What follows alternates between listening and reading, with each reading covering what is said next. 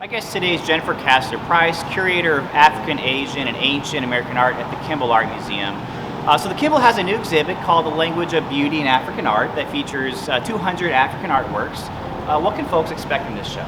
The exhibition is focusing on the idea of actually looking at African art through the aesthetics of the indigenous people that made them. And that's what's novel about the exhibition, because many times we've been looking at it through a Eurocentric point of view. And, and many people think that these cultures do not have an aesthetic when it comes to creating art, and they very much do. Not only is there a specific aesthetic about beauty that's given form and meaning in the works, but also there's a language used to describe it. So in the first section, we actually asked the question, whose beauty?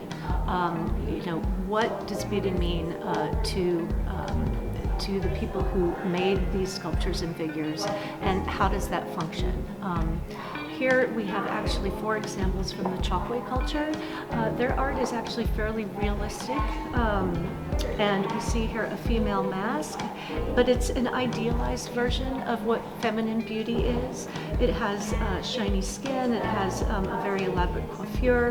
This is a mask that's used in it. We say danced, it's a performance piece. There's a very performative aspect to much of African art in order to activate it, in order for it to be a receptacle for spirits, which many of these pieces are. In the next section, we kind of backtrack a little bit, and what we do want to address is the sort of Eurocentric opinion of African art in the early 20th century, when African art was coming out of Africa in great quantities and making its way to Europe and then eventually America.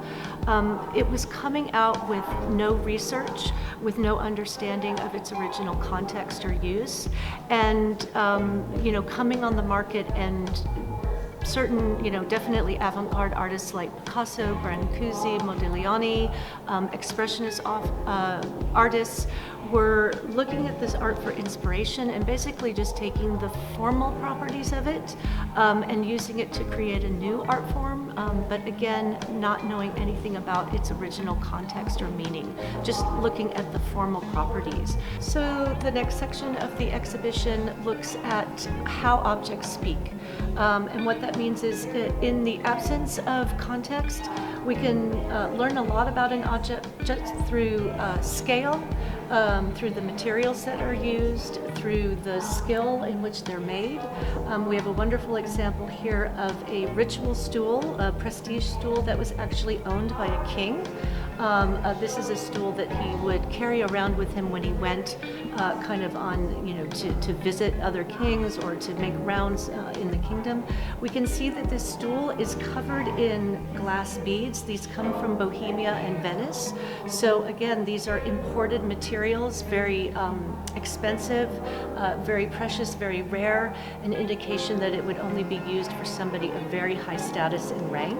So the final section of the exhibition is actually called Awesome Art, and it involves a category of art and aesthetic that actually is somewhere between beauty and ugliness. It kind of combines beauty and ugliness, and in combining those properties creates a type of art that is awe-inspiring. It's both compelling and repulsive at the same time. This Congo nail figure is a very good example of that. The reason why the exhibition is called The Language of Beauty is that there are words to describe beauty and goodness, ugliness, and this combination. So Ingitukulu, which means awe-inspiring. And I think when you look at this sculpture, it is very definitely awe-inspiring. Well, Jennifer, thanks for your time. It's a very, as you said, awe-inspiring show.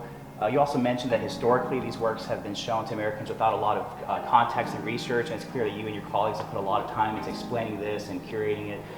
So we encourage folks to come by and learn about African art and to see all the great work you and your team have done. So thanks for your time. Thank you. Appreciate it. Thank you.